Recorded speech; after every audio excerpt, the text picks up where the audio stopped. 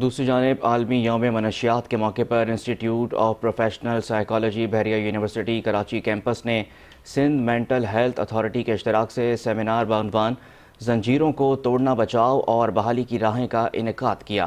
تقریب کا مقصد نوجوانوں اور پیشہ ور افراد میں نشہ آور اشیاء کے استعمال، رویہ جاتی لت اور بحالی کے طریقہ کار سے متعلق آگاہی پیدا کرنا تھا۔